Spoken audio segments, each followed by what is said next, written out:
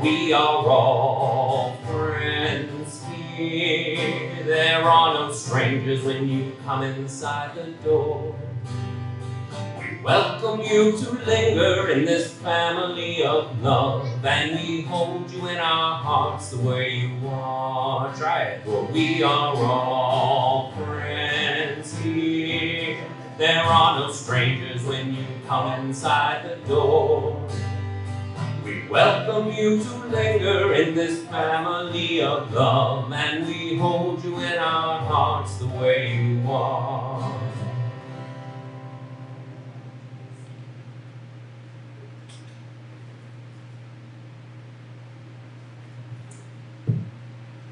Welcome. Welcome to the Unitarian Universalist Church of the Brazos Valley, UUCBV, or Brazos UU for short. My name is John Ivy, and I'm serving as your worship assistant today. We are a welcoming congregation, which means we celebrate and welcome all people of diverse sexual orientations and gender identities. We strive to welcome people across diversities of race, age, ability, immigration status, and belief. We also are a congregation working for reproductive justice. So whoever you are, wherever you have come from, wherever you are on life's journey, know that you are welcome. I have a few short announcements. Please mark your calendar for next Sunday, April 17th, our Easter service.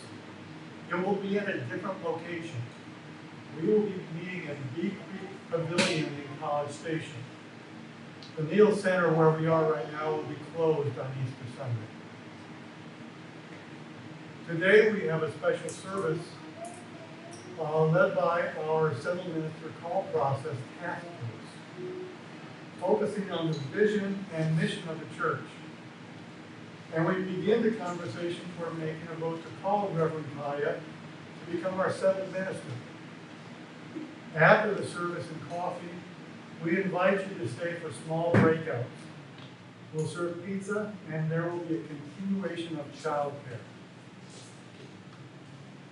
Lastly, for those of you who are watching this service on YouTube later in the day, it premieres at 6 p.m., there will be a small group discussion on Zoom at 8 p.m. That will be hosted by Kathy Apto. The Zoom link is on the church calendar on our website, brazos-uu.org.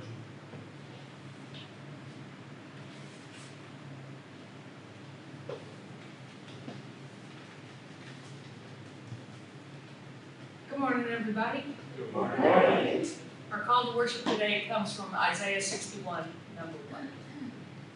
The Spirit of the Sovereign Lord is upon me, because the Lord has anointed me to proclaim good news to the poor. He has sent me to bind up the brokenhearted and to proclaim freedom for the captives and release from darkness for the prisoners.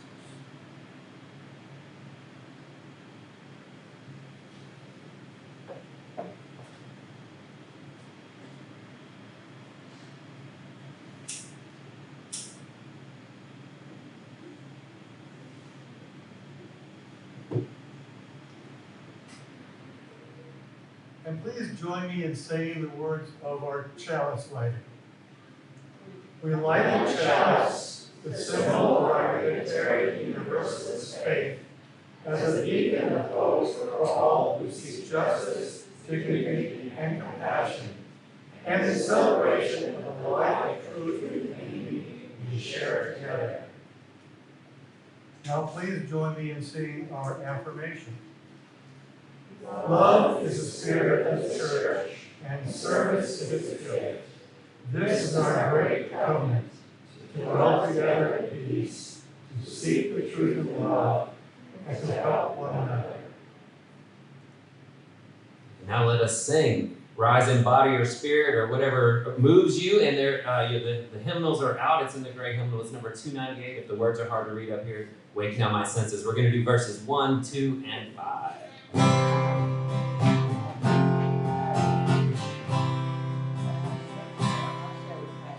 Wake now my senses and hear the earth call. Feel the deep power of being in awe. Keep with the web of creation your vow. Giving, receiving, as love shows us how. Wake now my reason, reach out to the new. Join with each pilgrim who quests for the true. Honor the beauty and wisdom of time. Suffer thy limit and praise the sublime. Wake now my vision of ministry clear. Brighten my pathway with radiance here. Mingle my calling with all who will share.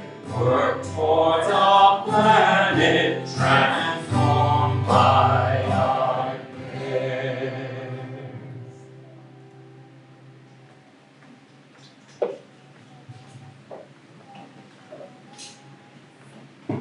Good morning. All right, before I get started with our Time for All Ages today, I also have a couple of announcements. A reminder for our older UUs that our reading group starts this week with a brand new book. We meet every other Wednesday at 7:30 on the church Zoom. This time we're reading The Stonewall Generation, and it's about LGBTQ plus elders on sex, activism, and aging.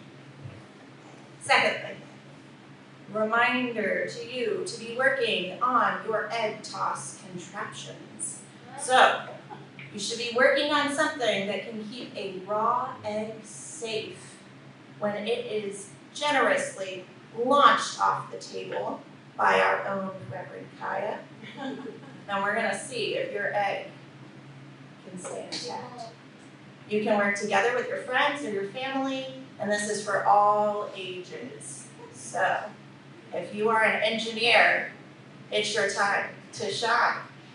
All right, today we are going to be reading a story, so if you want to see the pictures, you're free to come up and sit on the carpet, particularly on this side if you can't see very well.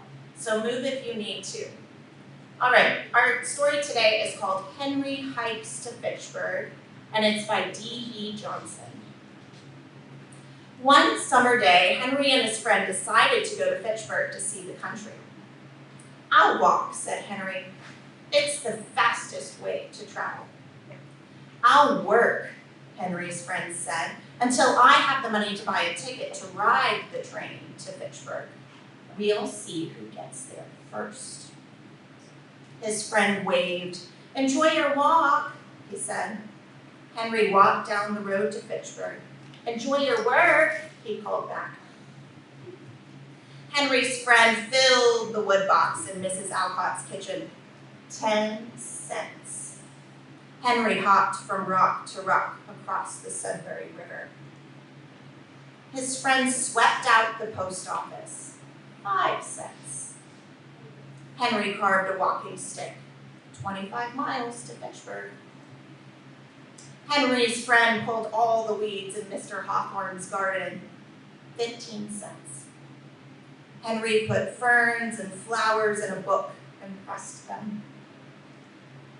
His friend painted the fence in front of the courthouse.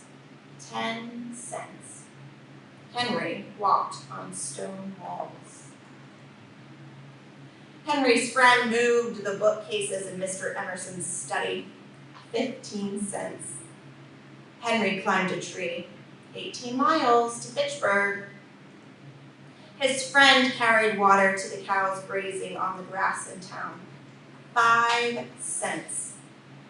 Henry made a raft and paddled up the Nashua River. Henry's friend cleaned out Mrs. Thoreau's chicken house for 10 cents. And Henry crossed a swamp and found a bird's nest in the grass. 12 miles to Fitchburg. His friend carried flour from the mill to the village baker for 20 cents. Yeah, right. Henry found a honey tree. Henry's friend ran to the train station to buy his ticket to Fitchburg for 90 cents. Henry jumped into a pond. 7 miles to Fitchburg. His friend sat on a train in a tangle of people. Henry ate his way through a blackberry patch. Henry's friend got off the train at Fitchburg station just as the sun was setting. Henry took a shortcut, 1 mile to Fitchburg. His friend was sitting in the moonlight when Henry arrived. The train was faster, he said.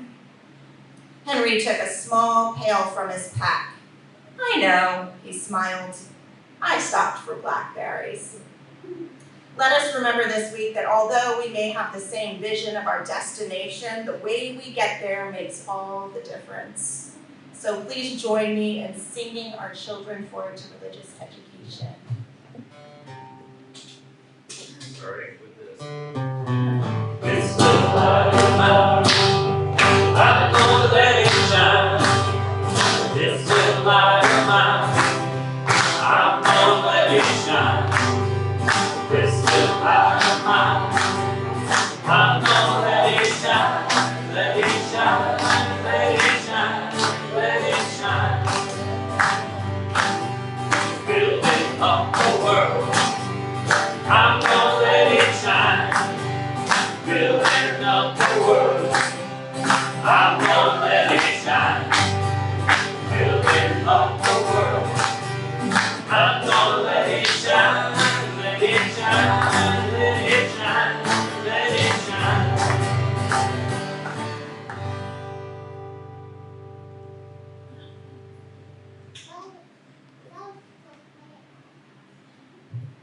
Thank you, Joe. Now, let an offering be taken to sustain and strengthen this place, which is sacred to so many of us. A community of memory and of hope, for we are now the keepers of the dream. This church shares the proceeds of the offering plate donation every week to support important nonprofit organizations with which we work. This month, we are proud to support the Pride Community Center.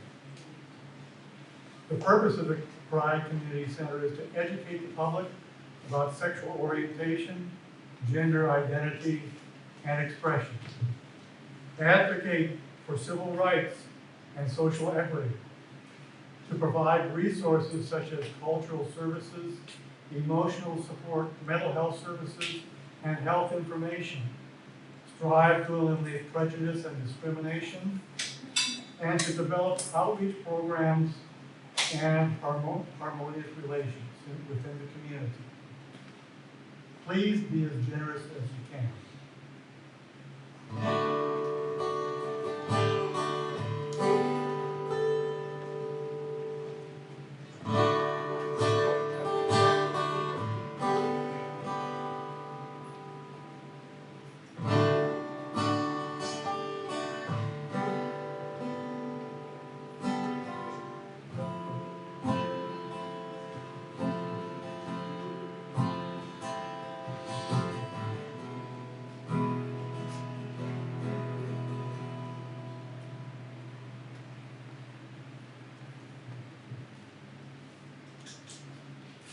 We give thanks for these gifts we have given, for those we receive, and for each other.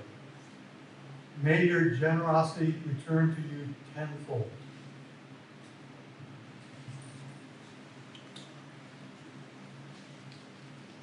And now is a time for joys and concerns. Ours is a welcoming, spiritual sharing community where we find connection and meaning, where our joys are amplified and our sorrows are lessened. We take this moment to reflect on our joys and concerns and sorrows. You may come forward to share by lighting a candle. Please remember that our service is recorded and publicly available. And please remember to be brief.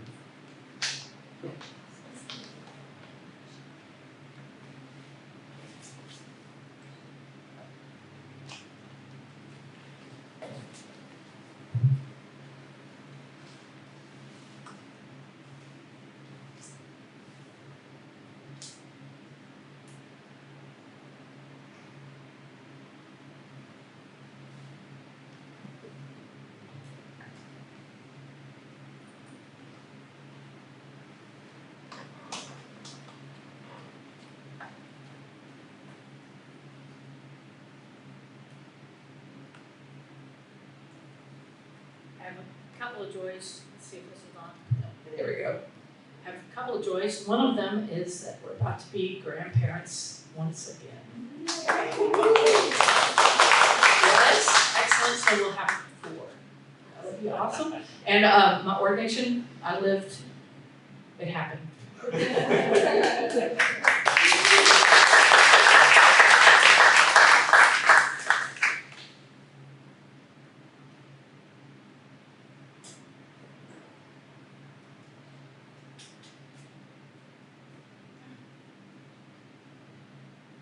I'm joyful that we are again moving on the path towards having a called minister within our congregation.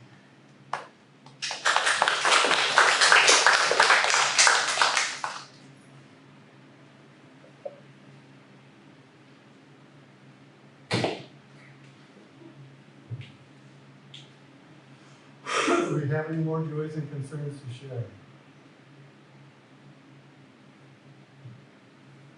May we remember those who have spoken, those they have named, and those we hold in silence within our hearts.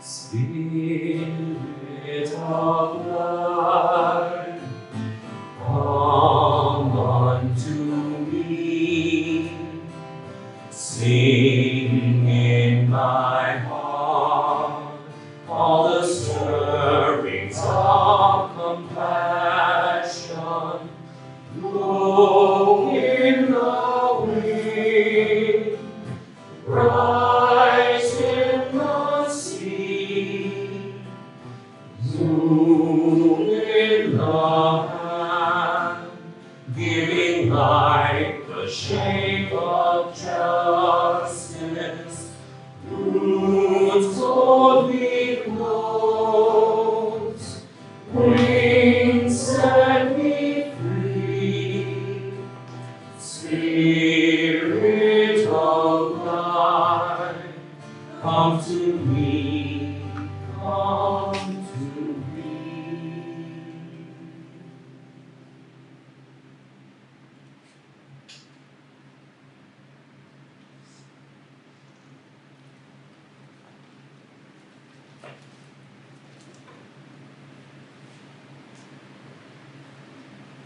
Good morning, everybody. Good morning. Can you hear me okay? All right. I'm Kathy Appelt, and it's my task to start the call sermon by giving you just a little brief history of our ministry. So, once upon a time, capital T, time, 1990 to be exact, the Appelt family walked through the doors of the sanctuary of the UU Fellowship of Bryan College Station. But it's time that I want to talk about. 1990 was 32 years ago. Over 3 decades in that period, Ken and I have both served in various positions. Ken is my husband, by the way. In various positions on the board and on an array of committees and teams. During our tenure here, there have been 2 primary concerns that have overridden all the others. The first was our physical campus. the buildings themselves. For many years, we struggled under the weight of a hefty mortgage. When you are a small group, roughly 50 to 60 members, a big mortgage is hard. We were constantly, it seems, trying to find ways to raise funds. It became, actually, one of our primary missions, to pay the mortgage. Board meetings were hours and hours long, sometimes 6 or 7 hours. They were arduous, sometimes testy, somewhat circular. What we were doing, I now realize, was trying to spin gold from straw. Somewhere in there, David Pate came to the rescue. He negotiated with our lender to bring our payments down to something manageable and arranged to get the interest completely alleviated. Finally, after years of pressure from that mortgage, we paid it off. But the joy of that was dulled by the Texas Transportation Commission, who informed us that Wellborn Road would be reconfigured, and in the reconfiguration, Wellborn Road would run right through our buildings. For almost 20 years, we operated under this knowledge that our space was temporary, that any moment we'd be evicted and forced to move. What this meant was things like repairing the roof and upgrading the kitchen were put on hold because it didn't make sense to make large cash-heavy investments.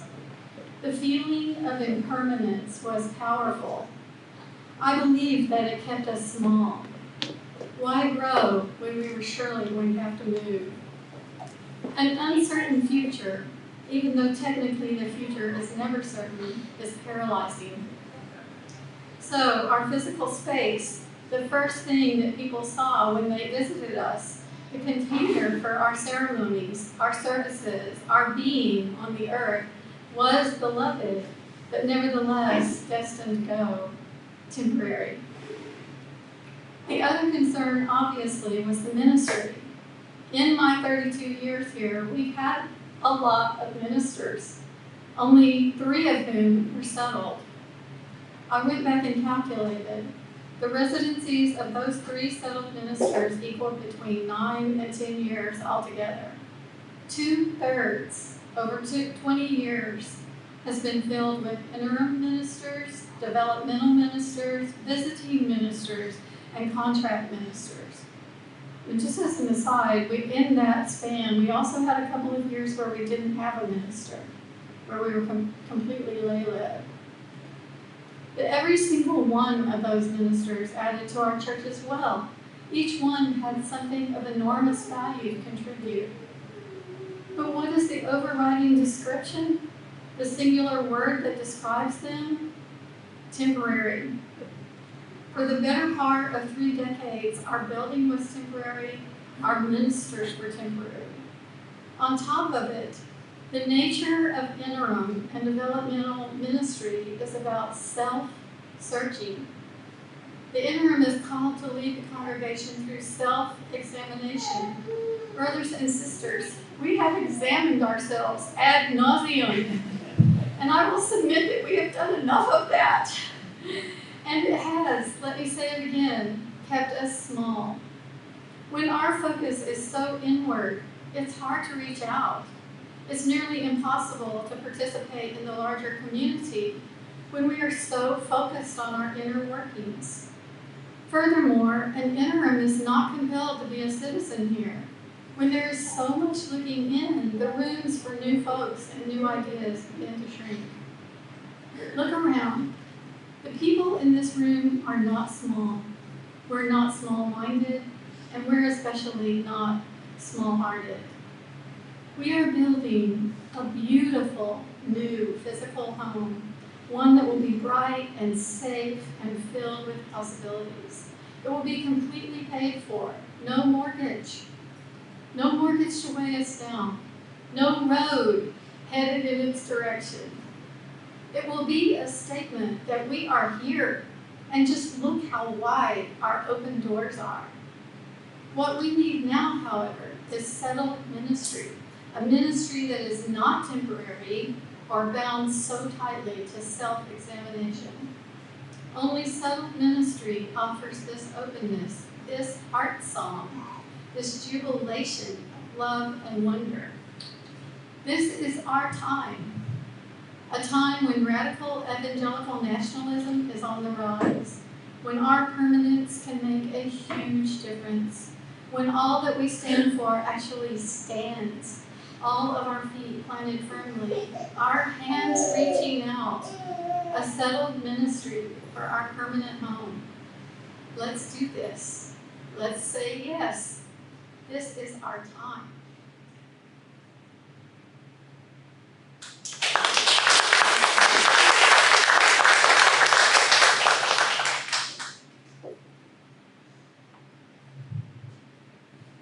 Good morning. I'm Brian Lockridge, and I've got just a couple of words about some things that I want us to keep in mind and to be considerate of today. I'm going to start off with some words that were spoken at the ordination for Reverend Kaya Hartley. In the Unitarian Universalist tradition, the authority to ordain ministers rests solely with our congregations. It is the people of our communities gathered for sacred purpose who recognize the divine at work and call that spirit out from one of their own, setting that person aside and conferring a sacred charge upon them, that of ordained ministry. It is by our choice, consecrated by the relationships we share, that we entrust them with the lifelong task of ministering to this world and its people, both within our congregations and beyond. These words, spoken at the ordination service for one of our faith's newest ministers last weekend, helped to illustrate one of the foundational principles in our faith in the United States. That is, the polity of the congregation. Just as the members of congregations ordain a minister, so too they are the ones who choose to call a settled ministry. Today we've talked a little bit about what it means to be a settled minister as opposed to contract, interim, or other types of ministries. But I also want to talk a little bit more about polity and another foundational part of our congregation, that's the covenant. Talking about the polity, ours is a history of self-governed congregations. It's how we were founded as part of the congregational churches of early New England. As a part of their beginnings, those churches recognized that members of the congregation, rather than some outside entity, perhaps other than God, were the authority over who should be their leaders. So too we today at Brazos UU determine who will be our leaders. Not only are we responsible for our own governance, we are responsible for selecting our own ministers. Feel free to talk to me someday about what it takes to become recognized as a UU minister. I've got some opinions on that. Regardless, we are ultimately the ones that make those decisions about who are our leaders and our ministers. But next, the other foundational aspect that I want to discuss very briefly is that of the covenant. It is a word that we use a lot. Coming from the Latin for come together, a covenant is a highly important agreement or understanding. Covenants are how we recognize the respect we have for one another, for our congregations, and our greater world. We are a covenantal congregation. With no predetermined creed, we choose to align ourselves based on a particular set of agreements that we created together. Members of UU churches covenant with each other and with local churches. Our UU churches, or UU congregations, in turn, covenant with the larger UU association. This last covenant, we should all recognize as our set of principles. This is an important aspect of our story. We choose to associate on all levels of organizations by agreeing to covenants. And finally, as we gather together to contemplate our church's ministry and our future, we will consider the appropriateness of calling a settled minister at this time.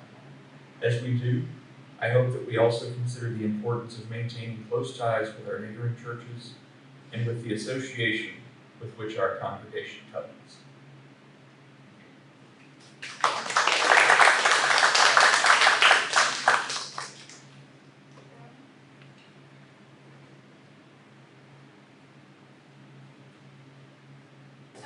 we have another member of our team who's not here today. She's in Camp Valley. Her name is Carolyn Clark. And so she wanted to say a few words, and so just imagine that I'm Carolyn. I'll try to lower my voice a little bit. Let's turn down this a little. Okay. Part of what she wrote, Brian already talked about. She reported what this is a report on the ordination that happened last weekend. The part that moved Carolyn the most was the laying on of hands, and so that's the part I'm going to read to you. She writes, "Then there was the laying on of hands, the part of the ceremony that for me was the most moving, perhaps because it made visible all that had been said. Reverend Kaya, wearing all of her new stoles, asked all the children present to come up and take her hands. Her family followed, touching her as best they could. Then we and the other members of the 3 congregations that she has served came up, touching others who were touching her. The UU clergy came up next, followed by all remaining participants. Together we were a scrum of people, all of us connected to Reverend Kaya directly or indirectly, and together we gave her our blessing. For me, it was a sacred moment that was the culmination of the ordination ceremony. You couldn't miss the central fact that UU ministers are called by the people. Together, we have made Reverend Kaya a minister. The next step for us at UUCBV is to make her our minister, and what we are doing this Sunday is an important step in that process."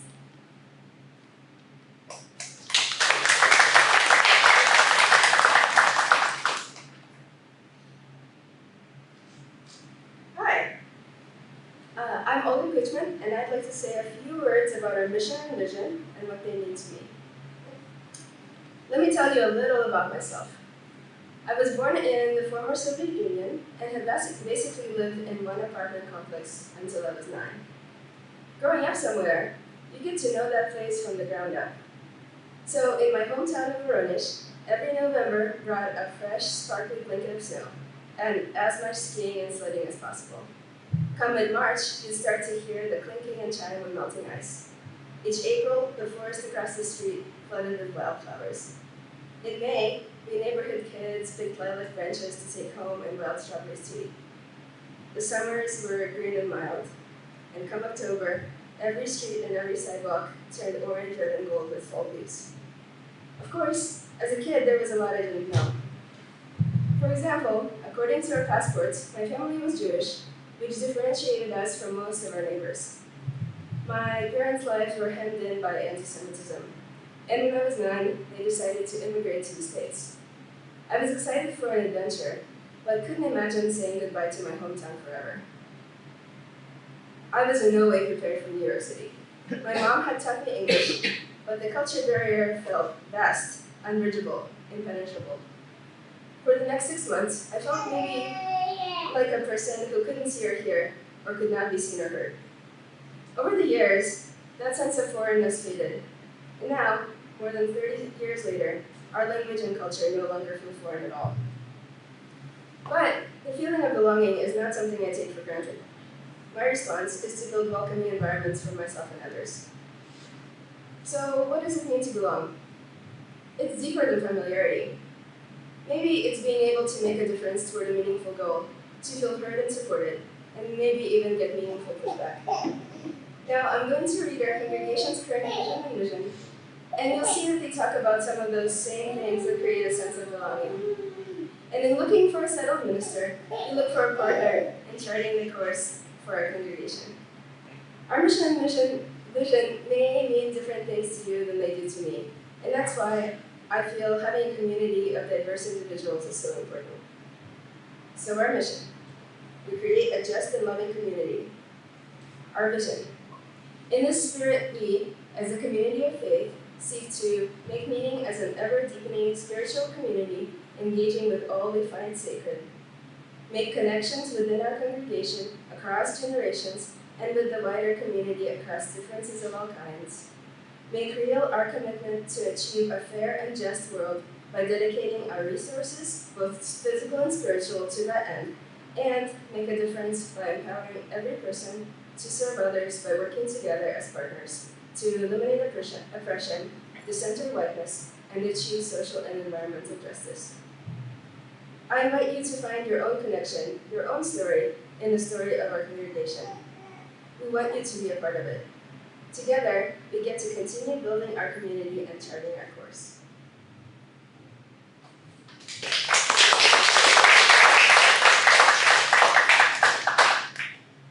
I'm gonna stay here because it's just easier, and I'm gonna need my guitar again in a minute. It's okay, John, you got me over there.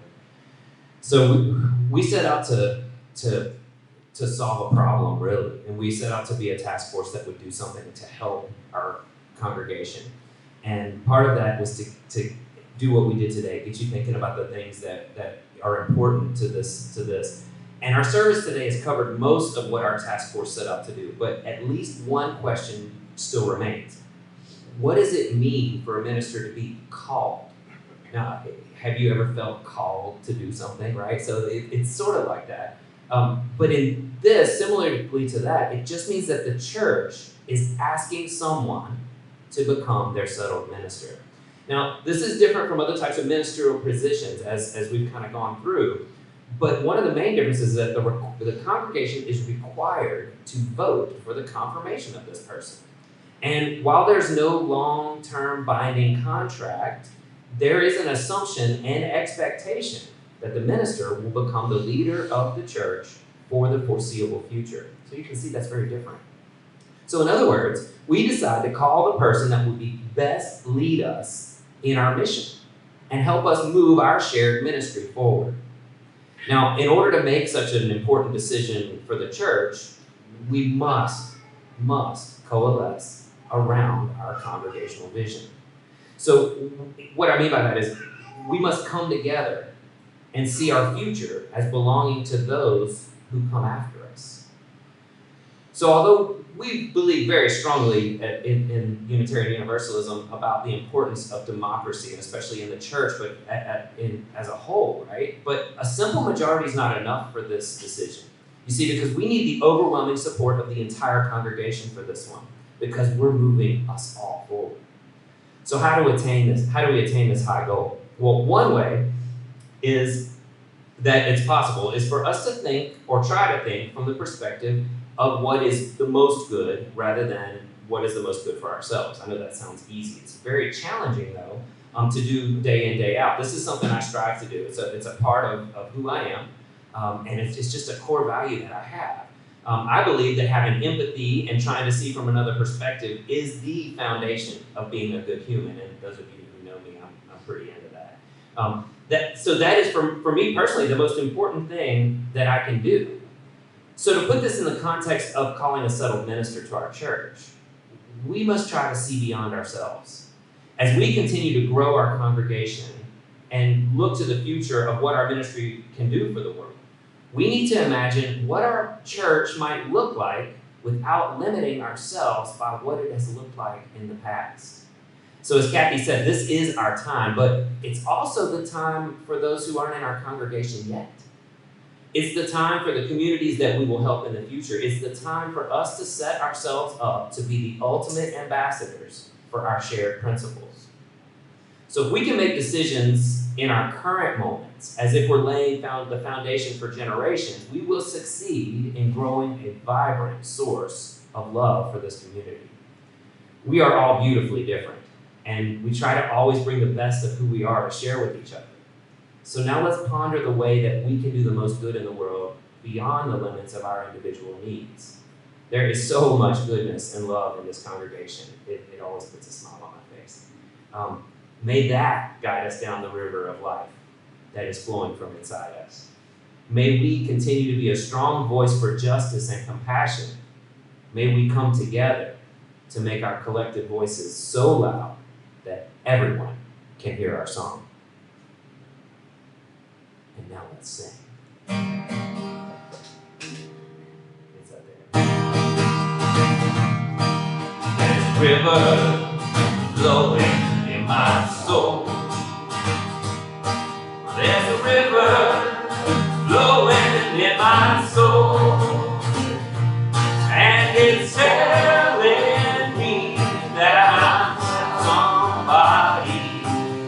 a river flowing in my soul. Alright, it's the heart this time. There's a river flowing in my heart. There's a river flowing in my heart, and it's telling me that I'm somebody. And there's a river flowing in my heart. One more in our mind. There's a river flowing in my mind. There's a river flowing in my mind, and it's telling me that I'm somebody. There's a river flowing in my mind.